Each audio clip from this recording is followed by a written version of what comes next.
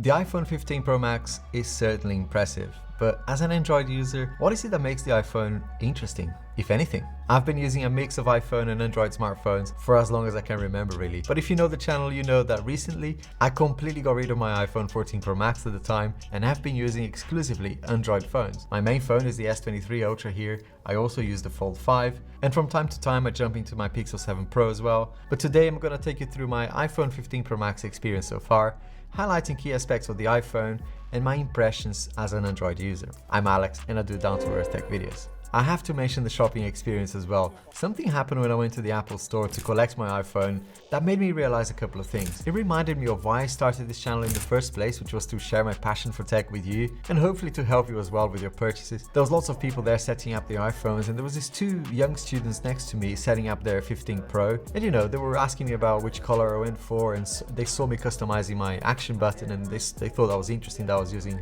a shortcut to FaceTime my son. So we were just chatting, right? And they saw that I had my S23 Ultra and my Fold 5 with me as well.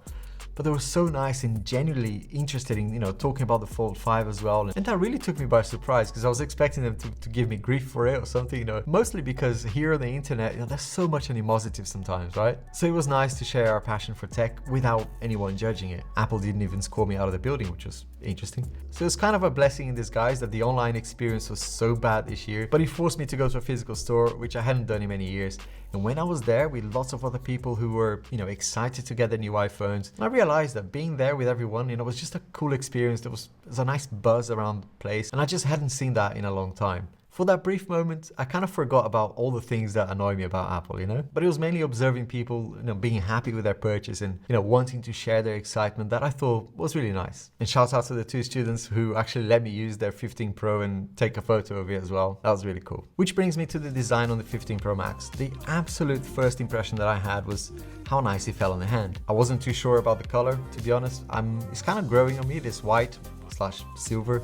I still think the 13 Pro Max a few years ago, right, the Sierra Blue, was the best color for me on the iPhone. It's also a little bit slippery, but I do appreciate that it's now more comfortable to hold. The titanium frame and the slightly curved edges as well do give the iPhone a lighter feel in the hand, especially when you compare against the beast that was the 14 Pro Max. That thing was, way too heavy and clunky to hold. And if you're coming from the S23 Ultra, for example, you notice a couple of things. The S23 Ultra does an amazing job with the curved display and the feel as well, but when you look at the body, you can see that the iPhone is slightly slimmer as well. I know Apple made the bezels, borders, as they call it, that's slimmer as well, but I can't say I noticed that much of a difference here. I think if you're coming from a 12 Pro Max, for example, you probably notice it, but from a 14 Pro Max or the S23 Ultra, these bezels don't feel that much of a jump.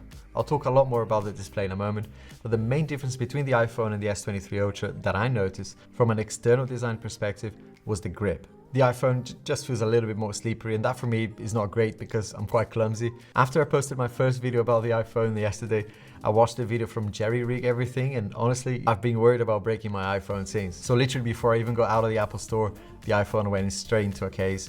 I can't take any risks. Casetify, who are a channel sponsor, continues to impress me year after year. They have the impact cases, which have been very popular in the last few years, and whilst protection on them is the same as previous models, these are now 16% slimmer as well, and you can certainly feel it. Last year, Casetify released the bounce case, which I reviewed as well, and this year they've done something new, which is even more impressive, which is the Ultra Bounce case. And if you know the channel, you know that I'm quite selective with the brands I work with, and I really appreciate Casetify because they took the time to share with me what goes behind the scenes and how they go about producing these cases. And I'm always impressed about how they managed to find a balance between being protective and still remain quite stylish. The Impact case offers 6.6 feet drop protection, and the Bounce case offers 21.3 feet drop protection. And if you're a bit clumsy like me, or perhaps you work in tough environments, then I suggest, the Ultra Bounce case is the case for you. The Ultra Bounce has a few extra features. It has this larger protection here on the corners and an integrated camera lens protection as well. Isn't that awesome though? I don't think I've ever seen a case that includes the camera protection like this, in the case. Now, in terms of drop protection, the Ultra Bounce goes way beyond anything I've seen before, offered 10 times the military grade. This means it's been drop tested for 260 consecutive drops from 4 feet at all faces and corners, really proving the durability and longevity of these cases. When you spend so much on a phone like this, and given how easy it seems to be scratched as well,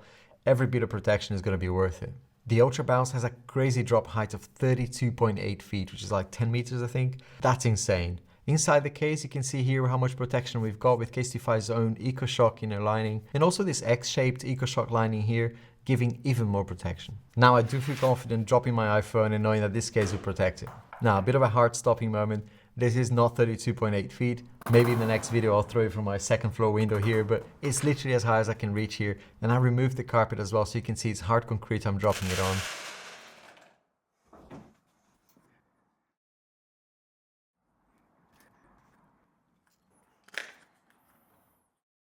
I rest my case. See what I did there? They are constantly adding new designs as well. I'm never bored with them. Casetify has been doing a lot of work to develop their own technology for protection, but at the same time, keeping functionality and style in mind. You can choose a MagSafe option as well, for example. And they have a really nice ethos of being sustainable too. Their website is super easy to use. And here's where Casetify really shines for me. It's so much fun to come in here and customize your case, And if you don't want to customize it, you can pick from the hundreds of designs too. Grab yours today from casetify.com/AlexG to get the 15% off. And thanks so much Casetify for making this video possible. As an Android user, I feel like the software on the iPhone is where the main difference is going to hit you. And I've used lots of iPhones before. I've used every single one, right? But even just 6-7 months of not using an iPhone and only using Android made me think, oof, this takes a little bit of getting used to, From the gestures that we get on Android and using things like multi-window to getting used to Control Center again, it just takes a little bit of time. One thing that I realized though, which was very weird, was the animation on the iPhone. I should be used to this, but they're very smooth and very pleasing to the eye, but I couldn't help but think, come on, just get on and give me what I want, right? Of course we have animations on Android too, but it feels a little bit labored and a little bit slow if you're coming from an Android. I think you're definitely going to notice that difference. It was weird for me because I never thought that before. Now there's no skirting around the fact that iOS, from a look and feel perspective, is starting to feel a little bit dated. Android to me, whether it's on the Pixel or the Samsung, feels like it has gone through an evolution. And Samsung particularly have made OneUI a pretty industrial OS, There's just so much you can do in my opinion. Even if you think that you're not an advanced user, and I probably class myself kind of a standard user as well, I'm not really that advanced. But every now and then you get hit with this nice surprise with Android, It's like, oh, I didn't know it did that. It's that nice surprise. Every now and then you get hit with that. But also I know that you may not care about some of these features. And from what I can see, iOS 17 is actually getting a bit more flexible. On Android, you have modes and routines. For example, on iOS, you have focus modes and shortcuts. And the fact that you can now use an action button, right, to call in a shortcut is pretty cool to see, I gotta say. You can do something similar with Android, but I feel like using a shortcut will allow the iPhone to do something a little bit more complex. I might do a video entirely on shortcuts and using that button to call in shortcuts because it's a bit of a hidden gem in here. On the Samsung, you can set the power button to open an app and open modes and routines as well, but that's as far as it will go. It's useful, it's not new than what Apple is trying to do, but I think the iPhone, in this one feature at least, is more advanced, which is interesting. I do think it's a shame though that Apple won't let us enjoy the A17 Pro performance in something like multi-window, because I do feel like we have enough processing power now on the iPhone for multitasking to be a thing, but let me know what you think. The next thing that as an Android user you will notice, or what I noticed certainly, was the display. And I don't know how to say this, but I find it astonishing really that Apple seems to compromise so much on the display area to have this dynamic island. I felt the same way with the 14 Pro Max. I just can't believe it. I know why they do it, but anyway, the display colors on the iPhone 15 Pro Max are excellent, although I do prefer to turn off True Tone, but the Dynamic Island just takes away the enjoyment a little bit. I won't go on too much about Dynamic Island. You're probably tired of hearing me moan about it, right? But I have been enjoying the new feel of the iPhone, which, when you're holding it like this as well, does help with the viewing experience and gaming as well. I don't game a lot on my smartphones, but there's this one game that I always use to test devices as it really pushes a lot of the graphics and also the cooling. This game is called Genshin Impact. The thing I noticed here was that the iPhone got a little bit warmer than the S23 Ultra when playing this game for about an hour straight. But it was when I was watching content that I realized something very interesting, which was the speakers on the iPhone. When I compared the 14 Pro Max against the S23 Ultra earlier this year, what stood out for me was that the iPhone speaker did seem to be better up to about 80% volume. After that, for me, I felt that the iPhone distorted quite a bit. Not sure if there was any upgrades to the speakers this year.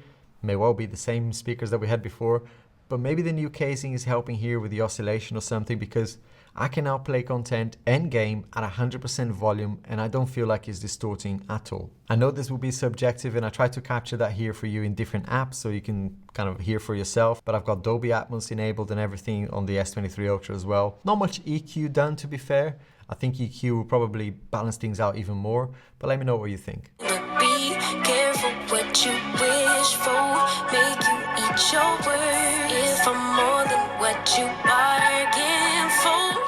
Be careful what you wish for, make you eat your words. If I'm more than what you bargain for. Get RD3 to scan these imposters for identification. Allow me to show you our identification. Get RD3 to scan these imposters for identification. Allow me to show you our identification. They both sound great, right? But let me know which one you thought sounded better. Something that not many people talk about on YouTube is call quality and reception. I think it's just because, you gotta go outside and touch grass a little bit. I live in the countryside, but I travel to London quite a bit for work, so I get to experience multiple layers of crap that we've got here in the UK mobile network. But overall, from the 14 Pro Max to the 15 Pro Max, I really haven't noticed any improvement in the reception, although the calls that I've been on, just kind of phone calls, have been pretty stable. It's early days, but I do remember, and you can probably go back to my 14 Pro Max early reviews, this was not the case with that phone. So it seems to me that that's fixed here on the 15 Pro Max, but I'll continue testing, do a lot more kind of long calls, use Zoom, Teams meetings and things like that. It's certainly not better or worse than the S23 Ultra, for example. I have the S23 Ultra on the same mobile network, and it's been pretty rare to see a difference in reception in the last few days. Maybe once or twice when I had 1 bar of 4G LTE on the Samsung and the iPhone had no service. But to be honest, that 1 bar can be quite deceptive, because trying to open something like even basic like Twitter on 1 bar, you may as well have no service at all. I'm working on a round 2 comparison of these two phones. Round 1 was focused on heat management and battery, so plenty of content to come on that one. Whilst we're talking about battery though, I think the Pro Max, all the 13 Pro Max, 14 Pro Max, they always had really decent battery. The S23 Ultra is an absolute beast and can easily last 2 days sometimes, but the iPhone is not looking bad at all. I will let the iPhone kind of settle in a bit more, right? But I did already push it with doing lots of ProRes recording and doing like a mini day in the live video. The results were interesting. ProRes recording and using an external drive is what you're going to be careful with, because normal 4K 60 will drain the battery as well, and that's true for any phone. But because you're basically powering an extra device, right, the SSD, this will consume a lot more of your battery. In the test that I've done, and you can watch that in my other video, I did about 30 clips of ProRes in short bursts of about 30 seconds each. That consumed 29% of the battery just using the external SSD. The iPhone went from 100% to 49% in 2 hours while I was doing that. So yeah, not something you're going to be doing every day, of course, but for the pros out there, yeah, you're gonna need a power bank or two. Now for the big one, the cameras. And just before I get on to that, just a quick reminder to like this video if you're enjoying it, of course, and have a look at the channel later. And if you like my stuff, it would be awesome if you're subscribed. Don't buy my merch or anything like that. At the moment, with so many channels out there doing this sort of content, liking and sharing this video really is the best way to support this channel. In return, I will be here at least once a week with a new down-to-earth tech video for you. Normally I say once a week, but right now it's like daily. What about the cameras then? Well, coming from an Android phone, the first thing that I noticed, and I'm pretty sure you will as well, is the lack of bells and whistles.